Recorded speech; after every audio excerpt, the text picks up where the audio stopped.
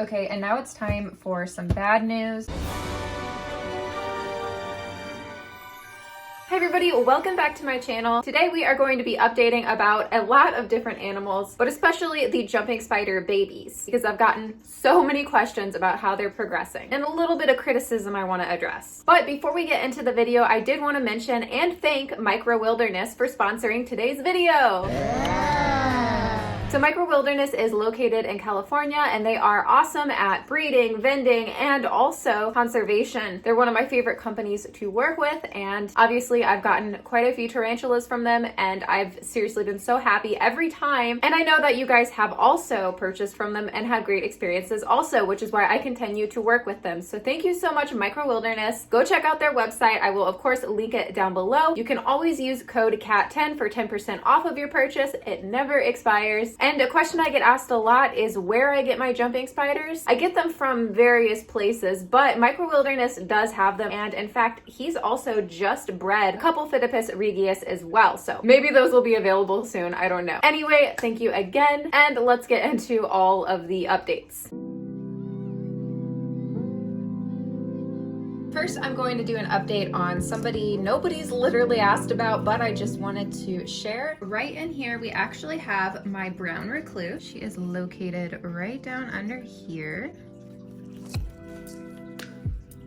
Oh no, what is that? Does she have another egg sac? I literally did not know this. Oh my God, she does. I really didn't know that. Oh no. I think this is her fourth egg. Yeah, this is totally her fourth egg sac because she came with me with an egg sac. I did a video on another egg sac, and then I think I did another video on an egg sac. I don't remember, but I'm pretty sure this is her fourth egg sac, which is insane. I did want to offer her some food though and see if she'll take that. She's probably actually gonna be a little too afraid to do anything.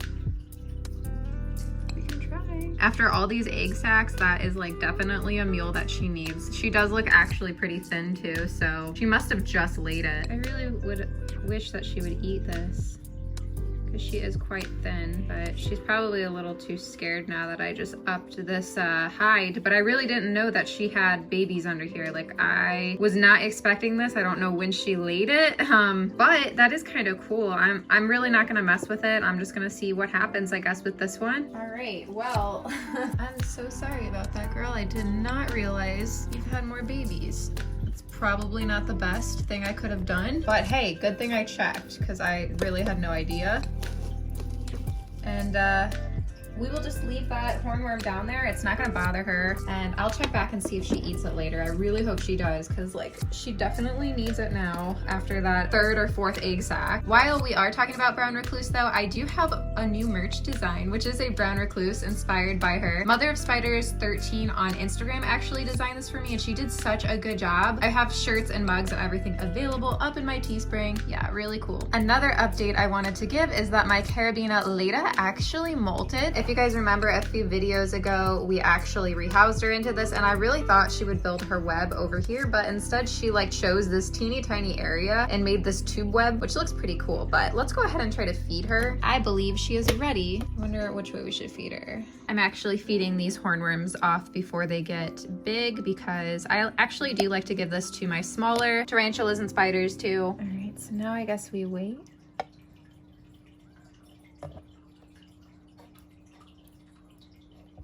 Do it like that. So since she just flipped around, maybe we can get her to feed up here. I'm like squishing the worm in there. Okay, good thing this is not a feeding video because nobody's hungry today. But yeah, I'm sure she will eat that. She is looking great though. She actually did get quite a bit larger. She's like the size of my thumb almost, which is awesome. But yeah, I just thought I'd mention that she molted. Okay, and now it's time for some bad news, unfortunately. A couple of you asked how Bean was doing because, as you know, I was going to try to breed her as well. Unfortunately, she is not doing well. I have no idea what happened. She wouldn't eat. She stayed in her hide, and then I just found her. She was just curled up in her little hide that she had made. I had the male in there with her and she just wasn't interested. I put food in there. She wasn't interested. And then this happened. So it's like super disappointing because we only had Bean for like a month, which is really disappointing because even though jumping spiders aren't long lived, you kind of hope to have them for longer than that. As you guys guys know I really wanted a dark jumping spider because Chai is white and I thought it'd be really cool to have like a black one. So I specifically, you know, asked for this, and it really stinks. But that's kind of like what risk you run getting a wild caught adult, because most Phidippus regius are usually wild caught if they're being sold as an adult, and you just never know how old they are. So I'm super bummed, and I just wanted to let you guys know because of course some of you have asked how that pairing's going, and the answer is it's not going. It didn't work out. So, but I do have some good news, so let's move on to that. All right, so the first part of the good news is that Boompower, the mature male, is doing pretty great. I'm gonna see if we can get a better look of him. Get in, I just wanna look at you better. There he is. Oh my gosh, so cute. Say hello. Very jumpy. I don't know if he knows he's a dad, but he knows what he did, I'm sure. Look at him. Oh no, don't get lost. I'm just waiting for him to try to run away. Do you know how many babies you have? Probably not.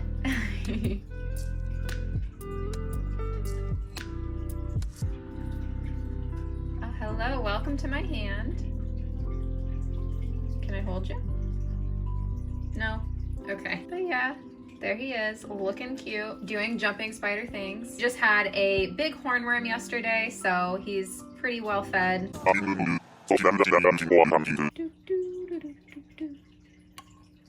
Look, it's just your enclosure. There you go. Oh, you want it? That's fine. So next up, how is Chai? I've gotten a lot of questions about her, of course.